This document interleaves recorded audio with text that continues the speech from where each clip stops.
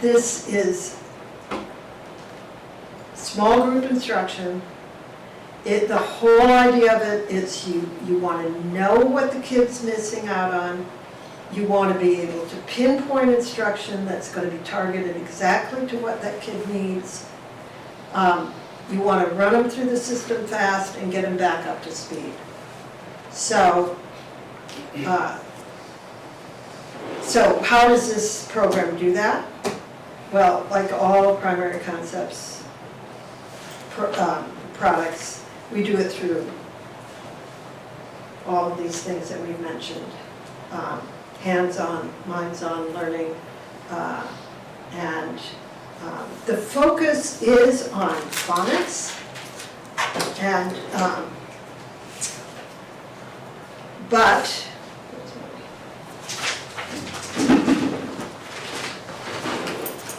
Now, is this on the intervention list in California? There was one.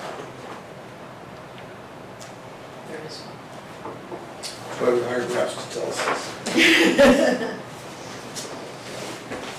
so We'll discuss that offline. this is a scope and sequence for the program.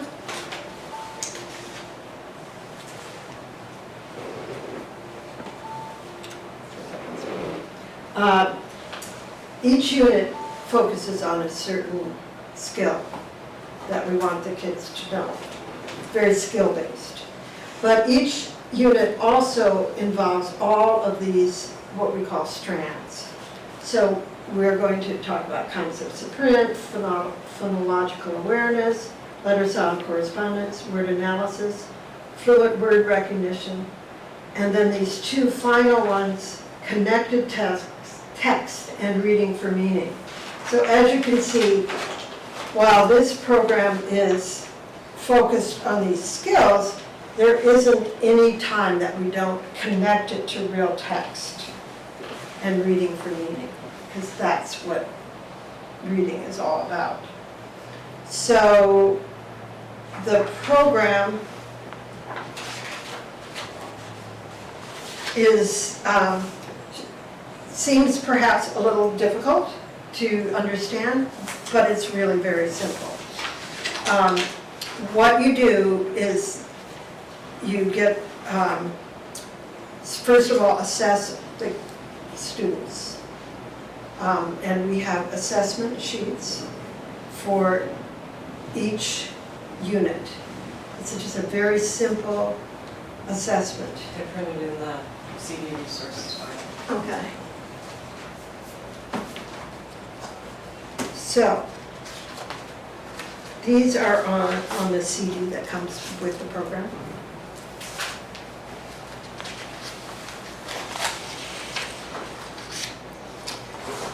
So each unit really has just a half a page.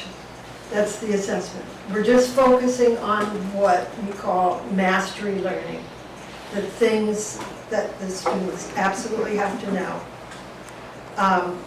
We're not talking about readiness skills. We're not talking about. Mastery is like the final outcome that we're looking for, and the final outcome we're looking for is that, in this case, is that every kid can recognize all of these letters, name them, letter names. So this starts very quickly. Some students are going to whip right by this. And then we go to So the if I can successfully pass this assessment, Yeah, you know that I don't need to go through unit 1. right, So now we're gonna see, do I just start with unit 2? right. So unit 2 is about beginning consonant sounds, and you do the same thing, So is the assessment done one-on-one? I have that in front of me and I would just say, name Yes. this. Yes. Which is why they're so short and so forth. You just keep going through this. You can have one of these to mark for each student. And as Jim is saying, this provides you with the entry point for the students. So you're gonna gather together a group of students who need to be at the same entry point. So if my entry point for these kids over here on this side is vowels, vowel power, I will go to this unit and I will work on these skills.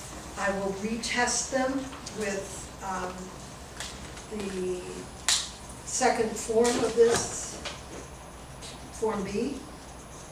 And if they still are not able to do it, you know, I have documentation that we've done the kind of work that should lead a kid to be able to do these things. This is documentation of the possibility of some more severe disability.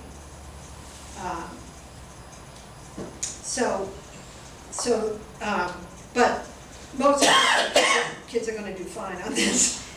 Everybody, you really wanna get them to about 90%. I mean, you can, you know, there can be one little miscue or something like that, but you want them to get all of them, not, you know, few of them.